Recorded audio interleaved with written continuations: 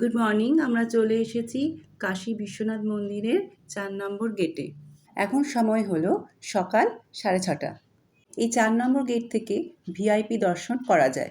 VIP দর্শনের জন্য Shri Kashi Biswanath temple trust থেকে আমরা টিকিট সংগ্রহ করেছিলাম 250 টাকা দিয়ে।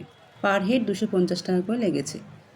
আজ প্রচুর ভিড় ছিল, তাই জন্য আমাদের পুজো দিতে প্রায় 2 ঘন্টা লেগে গেছিলো। এখন আমরা চলেছি গোদলিয়া মোড় থেকে দশাশ্বমেধ ঘাটের দিকে। লাঞ্চ আমাদের হয়ে গেছে।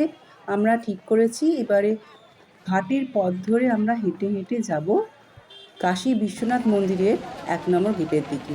এই আমরা চলে এসেছি ঘাটের কাছে। এবার ঘাটের পথ ধরে আমরা হেঁটে হেঁটে এগিয়ে যাব। এই প্রত্যেকটা ঘাটেই দেখছি অনেকেই স্নান করছে, দিক দিয়ে আমরা যাব। অনেক নৌকো বাঁধা আছে, অনেকেই নৌকা বিহারও করছে। এখন এদিক দিয়ে অনেক লোক আসছে, এদিক দিয়ে আমরা যাব 1 নম্বর গেটের দিকে।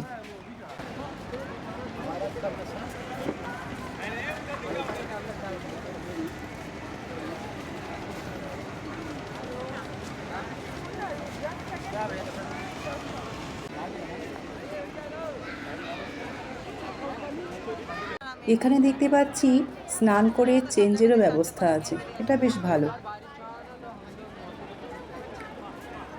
হাঁটতে হাঁটতে আমরা চলে এসেছি ললিতা ঘাটের কাছে।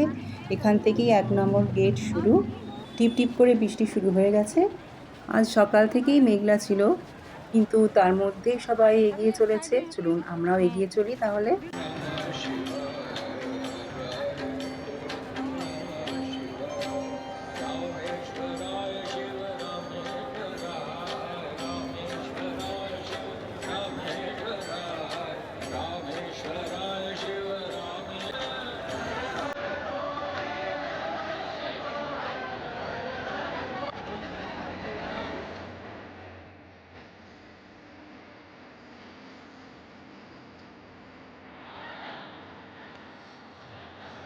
এই ললিতা ঘাটের পাশেই আছে মণিকর্ণিকা ঘাট।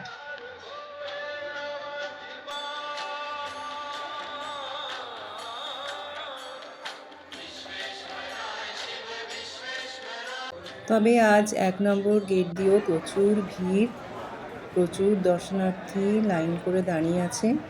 গেটের বাইরে তো লাইন দেখিয়েছেন, সেটা দিয়ে এবারে গেটের ভেতর থেকে লাইন দিয়ে মন্দিরের দর্শন হবে।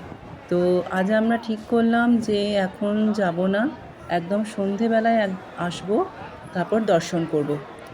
যেহেতু মন্দিরের ভেতরে মোবাইল বা ক্যামেরা অ্যালাউ নেই, লকারে রাখা যেতে পারে, কিন্তু আমরা ঠিক করলাম যে কিছুই নিয়ে আসবো না যখন আমরা সন্ধেবেলা 7:30টার সময় এখানে আবার আসবো। এবারে আমরা ফিরে যাব দশাশ্বমেধ ঘাটের দিকে। আজ আরেকবার সন্ধ্যারতি দেখার ইচ্ছে আছে। এই শুরু হয়ে গেছে সন্ধ্যারতি।